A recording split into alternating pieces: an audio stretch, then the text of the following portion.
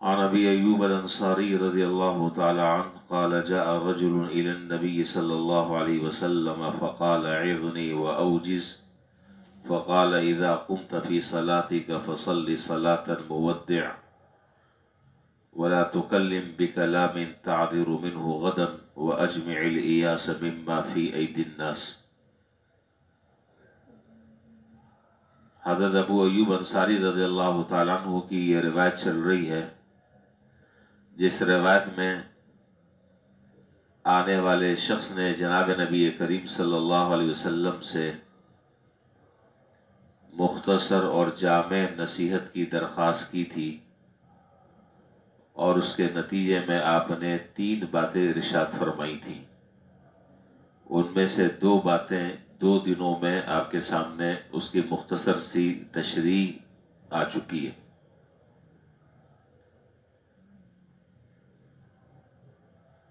پہلی بات تھی کہ جب تم نماز کے لیے کھڑے ہو تو ایسے نماز پڑھو جیسے الوداع ہونے والا نماز پڑھتا ہے۔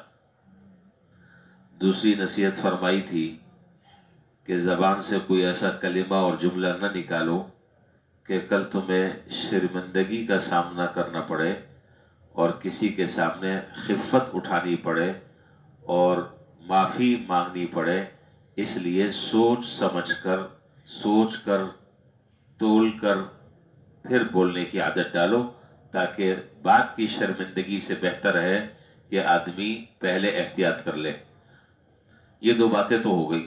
آخری اور تیسری بات،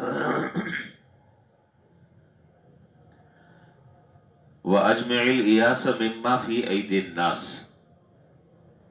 فرمایا کہ لوگوں کے ہاتھوں میں جو کچھ ہے اس سے اپنے آپ کو مایوس کر لو۔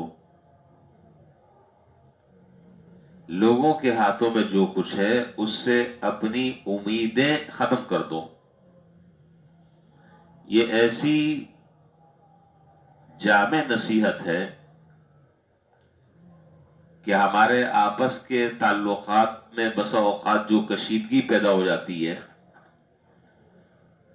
اور بالخصوص خاندانوں میں جو رنجشیں پیدا ہوتی ہیں اور خاندانوں میں جو اختلافات کا آغاز ہوتا ہے، وہ جناب نبی کریم صلی اللہ علیہ وسلم کی اس ہدایت کو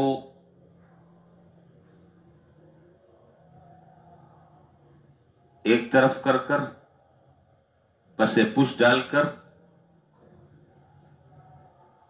صورتحال پیدا ہو جاتی ہے۔ مثلا حدیث کا حاصل یہ ہے کہ کوئی آدمی بھی کسی سے کوئی توقع اور امید وابستہ نہ کرے، کوئی آدمی بھی، چاہے اس کے ساتھ کتنا گہرا تعلق اور رابطہ دوسرے کا کیوں نہ ہو، کسی سے امید نہ رکھو، سب تم سے محبت کرنے لگیں گے۔ یہ ایک قدرتی ایک راز ہے۔ اور جہاں آپ نے دوسرے کی جیب پر نگاہ رکھی،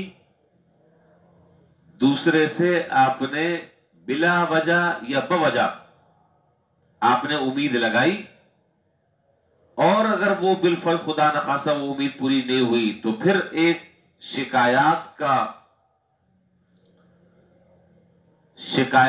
دفتر اور شکایات کا انبار لگ جائے گا۔ اسی لیے پہلے ہی قدم پر، پہلے ہی مرحلے پر جناب نبی کریم صلی اللہ علیہ وسلم کہہ رہے ہیں کہ اگر عزت اور عافیت کے ساتھ رہنا ہے تو حق تعالیٰ جل شانہ سے امیدیں لگاؤ، مخلوق سے کسی قسم کی کوئی امید نہ رکھو۔ مخلوق تو مخلوق ہے، ہو سکتا ہے تم نے امید رکھی کچھ دے بھی دے، اور یہ بھی ہو سکتا ہے کہ منع کر دے۔ اب جب منع کرے گا پھر تمہاری کیا کیفیت ہوگی؟ جب منع کرے گا تو پھر کیفیت یہ ہوگی کہ تم سلام دعا سے بھی جاؤ گے، ملنے ملانے سے بھی جاؤ گے۔ جو تعلقات اور آپس میں محبتیں اور الفتیں اور قربتیں تھیں وہ سب نفرت میں تبدیل ہو جائیں گی۔ تو کیوں امید لگاتے ہو کسی سے؟ اور ہمارے اکابرین نے اور ہمارے بزرگوں نے تو یہاں تک کہ بات فرمائی، اور اپنے اساتذہ سے میں نے سنی، فرمایا کہ کوئی استاد کسی طالب علم سے بھی امید نہ لگائے، کوئی باپ اپنی اولاد سے بھی امید نہ لگائے. اگر تو وہ اس کے مزاج کے مطابق مزاج پر اتر جاتا ہے، اس کی امیدوں پر پورا اتر جاتا ہے تو خوشی ہوگی. لیکن اگر خدا نخواستہ نہیں اترتا تو دل پر ایک چوٹ نہیں لگے گی، اس لیے کہ پہلے دن سے دماغ میں یہ بات بیٹھی ہوئی تھی کہ نہیں بھائی کوئی کسی کے کام نہیں آتا. یہ سارے کے سارے دل کو تکلیف اس وقت ہوتی ہے جب آدمی بہت زیادہ توقعات کسی سے وابستہ کر لیتا ہے اور پھر وہ پوری نہیں ہوتی. یہاں سے گڑبڑ شروع ہو جاتی ہے، یہاں سے یہ فساد کی پہلی سیڑھی ہے. ہمارے آپس کے جو تعلقات ہیں وہ تعلقات میں بھی آپ اس چیز کو آپ دیکھ لیں، اس چیز کو آپ دیکھیں کہ جب تک آپ کسی سے لینے دینے کے معاملات نہیں ہیں، کسی سے کوئی آپ کو امید نہیں ہے، سامنے والے کو بھی پتا ہے کہ یہ آدمی جو سلام کر رہا ہے یہ اللہ کے لیے کر رہا ہے، سامنے والے کو بھی معلوم ہے کہ یہ جو میری عزت کر رہا ہے اللہ کے لیے کر رہا ہے، نہ اس کو کچھ لینا ہے نہ دینا ہے، اس محبت کا اور اس تعلق کا اثر ہی کچھ اور ہوگا.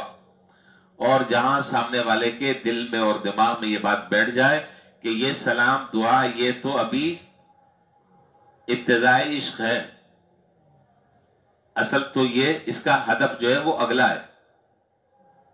سلام دعا تو راستہ ہموار کرنے کے لیے ہے، یہ سٹارٹنگ ہے. اس کے بعد پھر اگلا جو اس کا ہدف ہے وہ ہے میری جیب پر نظر. تو اب آپ خود اندازہ لگا لیے کہ اگلا آدمی جو ہے وہ آپ سے اعراض کرے گا، کنارہ کشی اختیار کرے گا. تو اس لیے اگر عافیت کے ساتھ رہنا ہے، سکون کے ساتھ رہنا ہے، اس سے بڑا سکون حاصل کرنے کا، راحت حاصل کرنے کا اس سے بڑا کوئی اور نسخہ نہیں ہے. سمجھ آگئی بات؟ تو اس نسخے کا حاصل کیا ہوا کہ کوئی آدمی بھی کسی سے کسی قسم کی کوئی امید نہ رکھے. بس امید رکھنے والی ذات تو اللہ تعالیٰ کی ہے بس. دوسری بات میں نے ابتدا میں ابھی عرض کی کہ ہمارے خاندانوں میں آپس میں جو اختلافات اور بدمزگی کی صورتحال ہے، اگر آپ ڈیٹیل میں جائیں اور آپ گہرائی میں جائیں تو آپ کو یہی ایک چیز ہر جگہ نظر آئے گی. کیا؟ میں نے اس کو اپنے یہاں شادی میں بلایا تھا، اس نے تو مجھے یہ دیا تھا. وہ کہہ رہا ہے کہ میں نے بلایا تھا تو اس نے مجھے یہ دیا تھا. اب یہ امید رکھ رہا ہے کہ جب وہ میں نے بلایا ہے تو یہ دیا، اب وہ مجھے بلائے گا تو وہ یہ دے گا، وہ یہ دے گا. اور اگر بالفرض اس نے اس آدمی سے بڑھ کر نہ دیا تو پھر کیا ہوتا ہے؟ شروع سلسلہ شروع.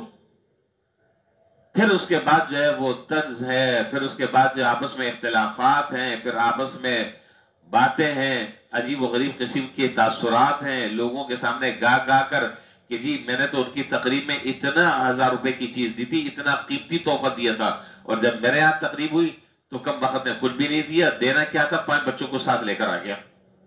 بلایا تو اکیلے تھا، 5 کو ساتھ لے کر آ گیا. اس نے پوچھا کہ کیا لائے؟ میں نے کہا یہ سب کچھ لایا. یہاں سے جو ہے وہ سلسلہ ناگواریوں کا، اختلافات کا، بدمزگی کا شروع ہو گیا. اور یہ جو لینے دینے کا جو سلسلہ ہے، میں نے شاید پہلے بھی عرض کیا تھا، کئی دفعہ یہ باتیں ذکر کی ہیں، ہر دفعہ بات آتی ہے تو یہ بات میں بتا دیتا ہوں کہ دیکھیں حدیث میں ہے تہادو تحابو، ہدیہ آپس میں لیا دیا کرو، اس سے محبت بڑھتی ہے. حدیث میں یہ جملہ اپنی جگہ بالکل پرفیکٹ ہے، بہت معنی خیز جملہ ہے. لیکن کیا وجہ ہے؟ اس پہلو پر ہم غور کیوں نہیں کرتے کہ ہم اپنے لین دین کے معاملے میں، اپنے روزمرہ کے معاملات میں، اپنی شادی بیاہ کے معاملات میں، اپنی خوشی کے مواقع پر ہم لین دین کرتے ہیں، لیکن اس کا جو نتیجہ نکلنا چاہیے کہ آپس میں محبتیں بڑھیں، وہ نہیں بڑھائی، محبتوں میں اضافہ نہیں ہو رہا. تو وجہ کیا ہے؟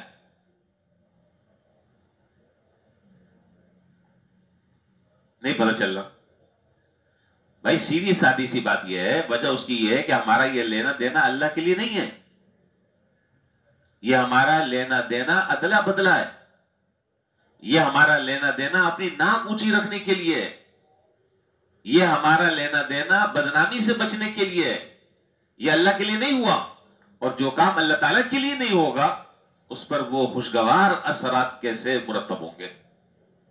یہ تو اس وقت ہوگا جب آپ کوئی عمل اللہ کی رضا کے لیے کریں اور سامنے والے سے کسی قسم کی کوئی امید نہ رکھیں، دے دیا نہیں دیا کوئی بات نہیں، میں نے اس لیے تھوڑی آپ کو دیا تھا کہ آپ مجھے واپس اس سے بہتر چیز ادا کریں، میں نے تو اللہ جل شانہ کی رضا کے لیے میں نے دیا تھا، اللہ تعالیٰ کی خوشنودی کے لیے میں نے دیا تھا، یہ میرا ایک حق تھا جو میں نے دیا ہے، اور میں جتنا کر سکتا تھا میں نے اب اللہ کی رضا کے لیے کر لیا، ختم بات۔ آپ یقین جانیں کبھی شکوہ اور شکایت جو ہے وہ فریقین کے دل میں پیدا نہیں ہوگا۔ یہ سلسلہ شروع وہیں سے ہوتا ہے کہ جہاں نیت کے اندر ہمارے فطور آ جائے، میں فلاں کیا جا رہا ہوں، اگر میں نے نہیں دیا تو وہ کیا کہے گا، بیچارے کی دینے کی پوزیشن ہی نہیں ہے، لیکن اب بدنامی سے ڈر رہا ہے، اگلا بندہ جو اس کو چھوڑے گا نہیں، اگلا بندہ اس کو نہیں چھوڑے گا، وہ سنائے گا۔ تو بہرحال ہمارے معاشرے کی بڑی تلخ حقیقت ہے جو میں ابھی آپ کے سامنے عرض کر رہا ہوں۔ اگر سکون اور عافیت اگر ہم چاہتے ہیں، راحت کی زندگی اگر گزارنا چاہتے ہیں، عزت کی زندگی اگر گزارنا چاہتے ہیں، تو جناب نبی کریم صلی اللہ علیہ وسلم کا یہ ارشاد اپنے پلو سے باندھ لیں۔ یہ معمولی بات نہیں آپ فرما رہے ہیں، بہت کام کی بات آپ ارشاد فرما رہے ہیں۔ کیا کہ جو کچھ لوگوں کے ہاتھوں میں ہے اس سے تم اپنے آپ کو بچا لو، اپنے آپ کو مایوس کر لو، نا امید ہو جاؤ اس سے، اپنی امیدیں منقطع کر لو اس سے، بس پھر دیکھو کیسے محبتیں ہوتی ہیں۔ اور جو کام تم کرو اللہ تعالیٰ کو خوش کرنے کی نیت سے کرو، اللہ تعالیٰ کو راضی کرنے کی نیت سے کرو، پھر دیکھو اس کے کیسے اثرات مرتب ہوتے ہیں۔ بہرحال یہ بس میں نے مختصر سی یہ تینوں اس حدیث میں تینوں باتیں ارشاد فرمائی ہیں، اور تینوں باتوں کی بقدر ضرورت میں نے اس کی تفصیل آپ کے سامنے عرض کر دی ہے۔ اللہ تعالیٰ مجھے بھی اور آپ کو بھی ان باتوں پر عمل کرنے کی توفیق عطا فرمائے، اور معاشرے کے جو رسوم اور رواج ہیں اللہ تعالیٰ ان سے ہماری حفاظت فرمائے، اور ہر کام کو چاہے وہ لینا دینا ہو، کہنا سننا ہو، ہر کام کو اللہ تعالیٰ اپنی رضا کے مطابق کرنے والا ہمیں بنا دے۔ وآخر دعوانا الحمدللہ رب العالمین۔